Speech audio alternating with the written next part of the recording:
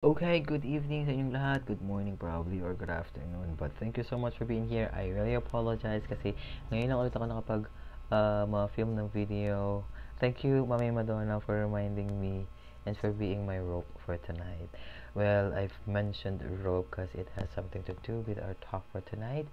And yeah. So again, I'm not a preacher. I'm not a pastor. I cannot even consider myself as 100% Christian. Baka nga yung pagiging Kristiyano ko wala pa sa 1%, you know. But I'm here to share something that might be able to help you.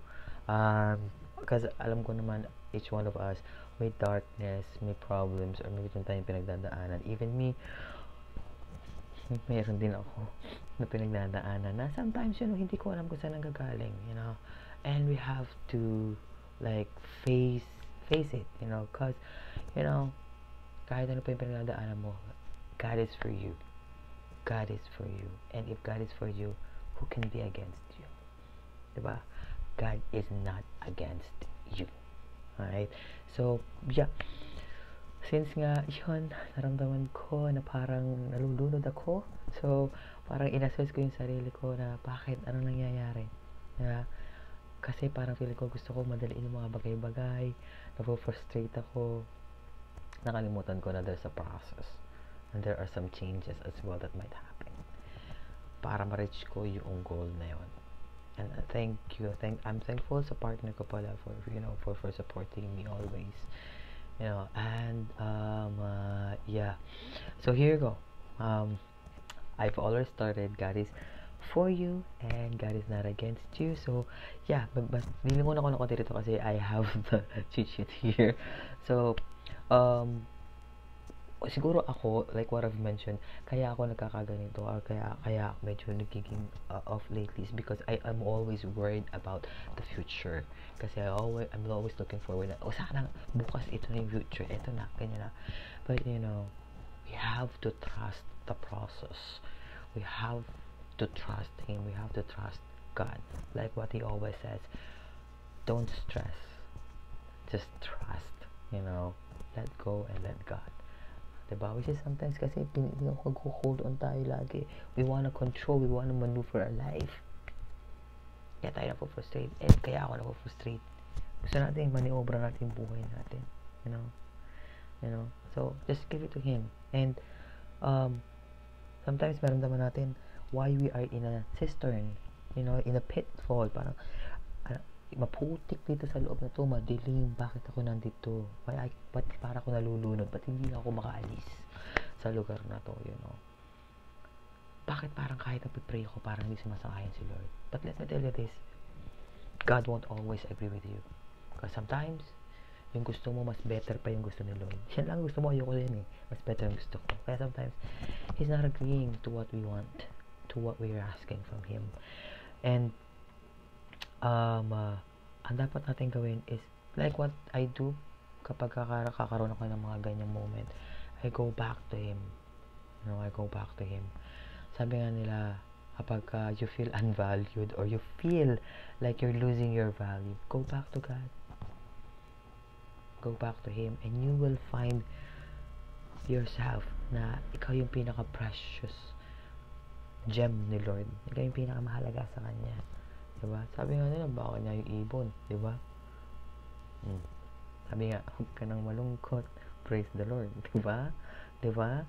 Pero, nalilimutan natin yan. Napaka-basic yan. Pero, bakit natin nalilimutan? Kasi, we continuously digging dun sa putik na kinaroroonan natin. Tapos, ba't ako lumulubog? Why am I sinking? And you continuously digging. Stop digging. Hindi ako pwede magkamali. I need to. That's my target. I need to be there. I'm losing time. I'm lacking time. But, sometimes, kailangan mo lang lumapit kay Lord talaga. Kailangan mo na, you gotta get the alignment with God. And ito pa, sometimes, kapag na-anoint tayo ni Lord, doon tayo ina-atake ng evil, Pag ina-anoint tayo ni Lord. Pero huwag ka magpatalo. always remember, if you are anointed, the more na binibigyan ka ng problems ng mga, bad, mga evils, kasi lalo niyan tinatry yung test yung faith mo, so just hold on, just hang on to that anointing na meron ka with God. And ngayon, sometimes ito yung nangyayari sa buhay natin when we are in the cistern, in that mud. God, where are you? Diba? Parang lakas ng loob natin. Where are you? Bakit mo tatawin ko nahan si Lord? Bilang ang araw natin. Kaya even yung hininga natin, He numbered it. Hindi niya binilang, He numbered it. Diba? He numbered it. Tapos natuloy mo, nasan siya? Nandyan siya sa tabi mo. Hindi ka lang nakikinig. He's actually talking to you, but your head is crowded with a lot of voices. And sometimes ang hirap talaga na to shut down those voices. Because even me, but then again, if you're hearing those voices, mayroong isang boses doon na kinakausap ka. Si God yun. Doon ka mag-focus. I'm not saying madali, but you have to have faith in Him. Hindi madali na sometimes halos lunod na lunod ka na, pero kailangan na mag-pretend na masaya ka. Lunod ka na, pero kailangan ng kumiti. Pero ang hirap doon kasi, alam mo na nandun ka, ayaw mo pang umalis, ayaw mo pa siyang bigyan ng pansin. Sometimes, nakausap si Lord sa'yo, pero dinedate mo, like what I did. I forgot to talk to Him. And now, nakita ko ulit yung sarili ko sa dilim, because I forgot to talk to Him. And now, I talked to Him. And then He gave me friends to lift me up. Binigyan niya sa akin una mga rags. Anong gagawin ko rito, Lord? Ba't basahan to? Nung pala, those are my preparation para ibigay niya yung rope for me to climb up. Diba? Now, ito, sometimes nahihirapan tayong gawin kapag nalulunod na tayo. Kasi kailangan natin maging strong Ayaw natin umiyak. Diba? But if you need to cry. Sabi nga nila, tears are medicine sa puso. Diba? You talk to Him if you wanna cry to God. Cry out loud. Kausapin mo siya. Sometimes being vulnerable is okay. At okay din kay Lord na maging vulnerable ka. Hindi mo kailangan maging strong all the time. Kailangan mo rin pakita sa Kanya na mahina ka.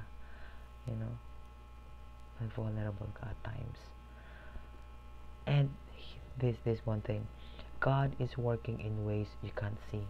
Yes, yun yung nakaka-frustrate pa, because hindi natin nakikita yung ginagawa ni Lord.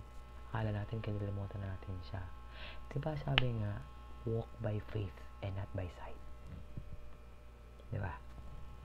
Tapos sabi pa dito, the pit doesn't prove God's absence. Hindi porke nasa pit ka, wala na si Lord doon. Takot sila doon. Takot siya doon sa pit, sa madilim. No? The more na nandun siya sa tabi mo, and He's just waiting for you to talk to Him. Nakausap ka niya, anak, kailangan mo to, na kaya mo to, ito ko.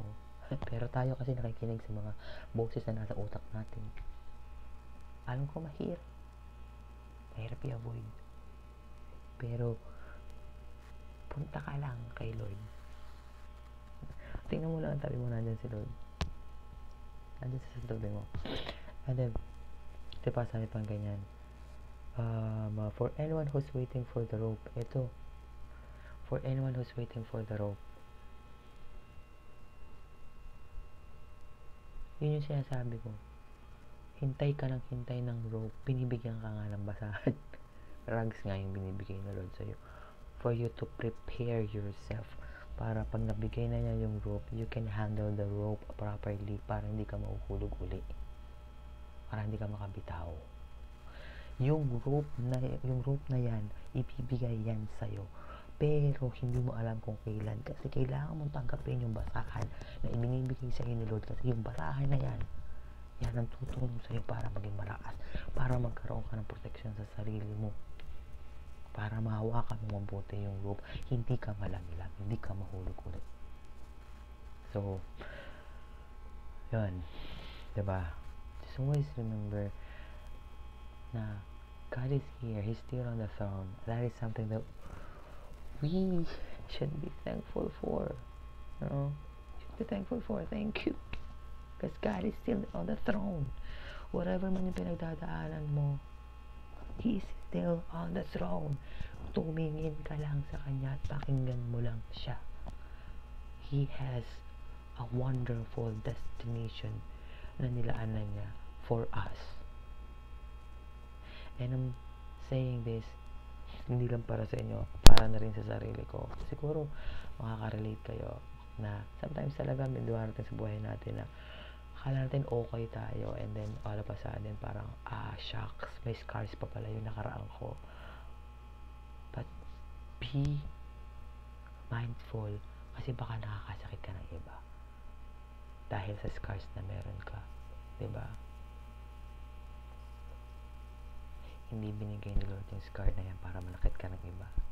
Binigay ni Lord yan to show that you surpassed and overcame the trial in your life. That God is making you stronger and He's preparing you for the better you because He has better plans for us. So, again, thank you so much. Pasensya na, hindi ako nakapag-vlog o nakapag-film in the past few months. But I hope may natutunan kayo sa vlog na to. I love you all and God bless. My name is Mo again. Bye!